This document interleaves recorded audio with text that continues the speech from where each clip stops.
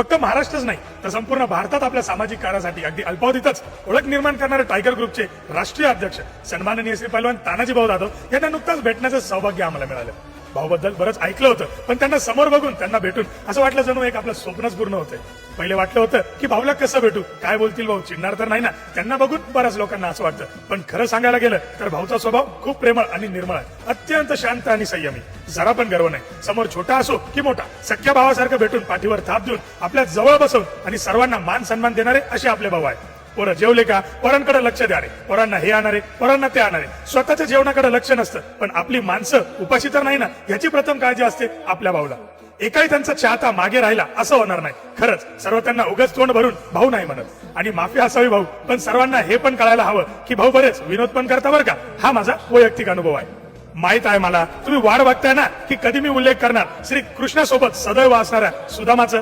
अत्यंत मवाळ, तेजस्वी आणि विराट रूप असलेले मातीतला माणूस, आपला माणूस, लाखो तरुणांचे प्रेरणास्थान आणि आपले अत्यंत जीवभावाचे लाडके मित्रबंधू शिवभक्त पैलवान अनिकेत बावगुले. आपल्या भाऊबद्दल बोलावं तेवढं कमीच. क्षणभरही आपल्याला अंतर नाही देणार.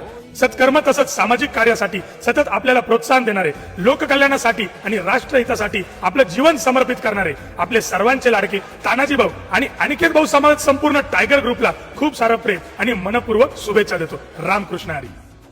फक्त महाराष्ट्रच नाही तर संपूर्ण भारतात आपल्या सामाजिक कार्यासाठी अगदी अल्पावधीतच ओळख निर्माण करणारे टायगर ग्रुपचे राष्ट्रीय अध्यक्ष सन्माननीय श्री पैलवान तानाजी भाऊ जाधव यांना नुकताच भेटण्याचं सौभाग्य आम्हाला मिळालं. भाऊबद्दल बरंच ऐकलं होतं, पण त्यांना समोर बघून त्यांना भेटून असं वाटलं जणू एक आपलं स्वप्नच पूर्ण होतंय. पहिले वाटलं होतं की भाऊला कसं भेटू, काय बोलतील भाऊ, चिडणार तर नाही ना, त्यांना बघून बऱ्याच लोकांना असं वाटतं. पण खरं सांगायला गेलं तर भाऊचा स्वभाव खूप प्रेमळ आणि निर्मळ आहे, अत्यंत शांत आणि संयमी.